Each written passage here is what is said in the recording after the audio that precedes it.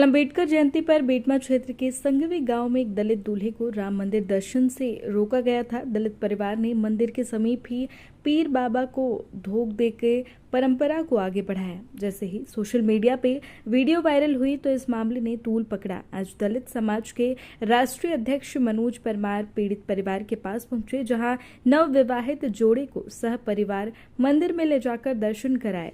वहीं हनुमान चालीसा का पाठ भी कराकर एक बार फिर ढोल नगाड़े। इस पर दूल्हा दुल्हन परिवार सहित सभी लोग दूल्हा दुल्हन के साथ खुशी का इजहार करते नजर आए। दूल्हा अंकित सोलंकी और परिवार में दलित समाज राष्ट्रीय नेता मनोज परमार और सभी लोगों को धन्यवाद कहा। आपके कारण हम मंदिर में कई सालों के बाद दर्शन कर सके। आइए जानते हैं क्या कहा राष्ट्रीय बलाई समाज के राष्ट्रीय अध्यक्ष मनोज परमार और दो लखन सोलंकी ने। आज हम खड़े हैं बेटमा थाना के पास सांगवी गांव में, जहां कल एक दलित परिवार के युवा दूल्हे को अंदर आने से रोका गया था। देखेंगे यही वही मंदिर है जहां पर मंदिर पे आने से रोका गया था। उसके बाद उसी दूल्हे को इस मजार के ऊपर दर्शन के लिए ले जाया गया। जहां कहीं ना कहीं दलित परिवारों के लिए राष्ट्रीय भलाई समाज के अध्यक्ष मनोज परमार जी हमेशा लड़ते रहते हैं।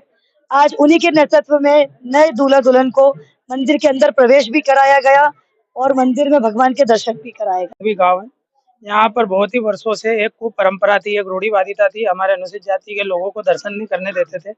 आज आप सब लोगों के माध्यम से, आप सब लोगों के सहयोग से और विशेष रूप से आरएसएस संघ के कार्यकर्ताओं के सहयोग से, जिन्होंने सेतु बनाने का काम किया, जो कुंठित मानसिकता के लोगों ने कल हमारे दूल्हे को, उसकी बारात को अपमानित किया था, यहाँ दर्शन नहीं करने दिए थे, तो मजबूरी में मजार पे मत्था टेकना पड़ा था।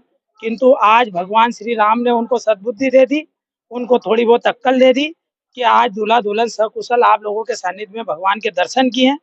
और हम उन पर कोई कार्रवाई इसलिए नहीं चाहते कि उनकी बुद्धिहीनता है, हमें उन पर जो है दया आती है, उन पर शर्म नहीं आती, दया आती कि भगवान इनको सद्बुद्धि दो। ये हमारे लोगों को छोटा और नीचा समझ रहे।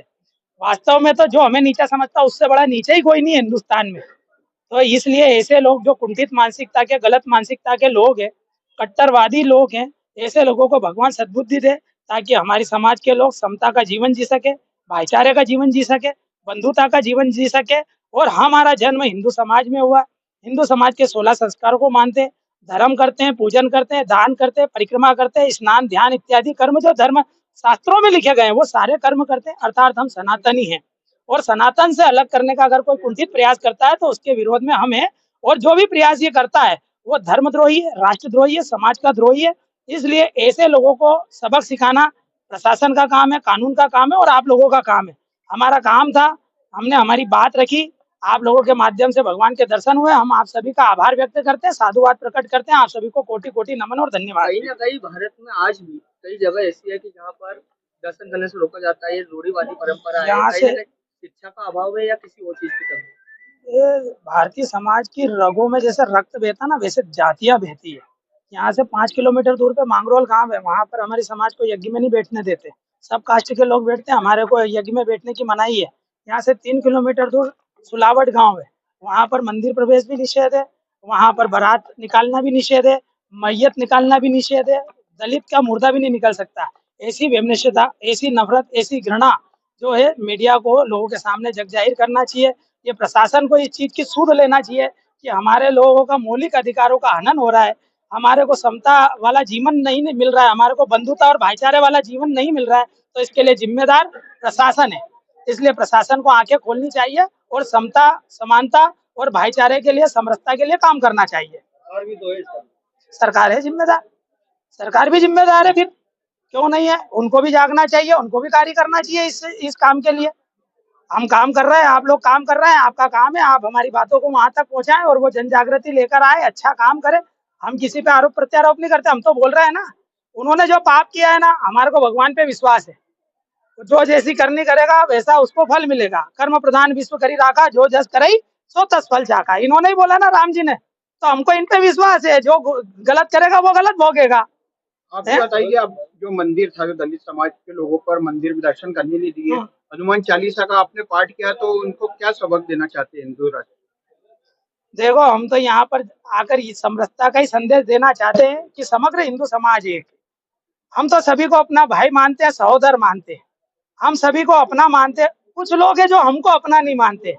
तो जो लोग राम को मानते हैं किंतु राम की नहीं मानते, जो राम को पूछते हैं किंतु राम जी के चरित्र को नहीं पूछते, राम जी के चित्र को पूछते हैं, तो उन्हें भगवान सद्बुद्धि दे कि भगवान राम ने भिलनी के झूठे बेर खाए हैं, सबरी के दलित किसान, दलित जो थे निषाद राजगुरु उनको गले लगाया, केवट राज दलित थे उनको गले लगाया। तो भगवान राम के चरित्र से प्रेरणा लेकर उनको भगवान का सानिध्य भी तभी मिलेगा, इनकी पूजा कबूल नहीं होगी।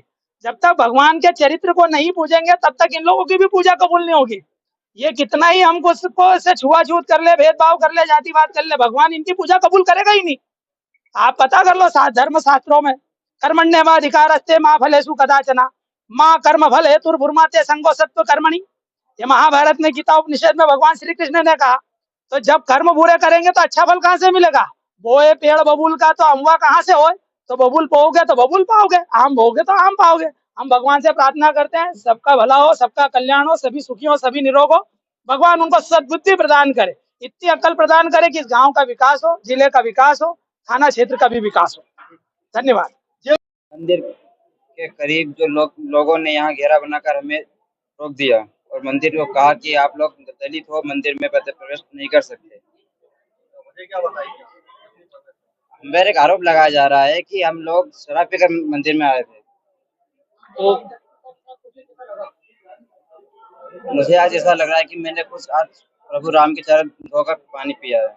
कल जब आप यहाँ पे दर्शन करने आए थे तो कहाँ के दर्शन करके आप वापस यहाँ से लौटे? सर हम यहाँ पेड़ी के दर्शन में पिता हूँ, ये मेरा बच्चा है, मेरी बहू है। हम यहाँ पे, हमको बोलते हैं प्रशासन के व्यक्ति भी थे, गांव के व्यक्ति थे, बोले पेड़ी पे आप यहाँ पे पैर पड़ के जाओ, आप यहाँ नरे रखे जाओ। तो सर हम क्या है, इतने ये है कि हम यहाँ के रहने वाले नहीं है, यहाँ के रहवासी नहीं है, क्या हम विदेश से आए हैं क्या यहाँ पे? तो हमने क्या करा सर, हम मजार में, बाबा के मजार में पैर पड़ाए, मेरे बच्चों को मैंने मजार में पैर पड़ाए, हमको यहाँ से जाने नहीं दिया। कितने वर्षों बाद आपने इस मंदिर सर हमने काफी लंबे समय तक यहाँ हमने दर्शन दिया। हम यहाँ पे निकलते दूर से राम राम ही करते, भगवान को ऐसे हाथ जोड़ के निकलते हैं। क्या लगातार ऐसी घटना बनी रहती है? हाँ, लगातार से यहाँ पे लगातार ही ऐसा होता है। यहाँ पे किसी जाति को, लोगों को दर्शन करने का कोई अलाउ नहीं है, किसी को अंदर नहीं आने देते। और यहाँ पे बाहर बना है, इसी में बिठाते हमको और बाहर अंदर नहीं जाने देते। अब आप क्या मांग करना चाह रहे हैं सर सरकार हम से? कुछ नहीं चाहते, हम तो, हमको कोई मांग नहीं करना, हमको जीवन भर इसी गाँव में रहना। हम चाहते हैं कि हम यह है कि हमको यहाँ पे हमेशा नहीं रहना है, हम ऊपर वाले के दर्शन कर रहे हैं, हम हाथा जोड़ी करते हैं कि हमको दर्शन करने तो हम हमारे घर ये कि हमारी मांग है, हम गरीब लोगों को दर्शन मिले और महाराज श्री राम को दर्शन मिले। आपका परिचय?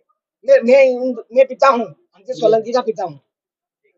ऐसी कई जानकारी खबरों को देखने के लिए बने रहें न्यूज नेशन भारत से खुशबू श्रीवास्तव के साथ।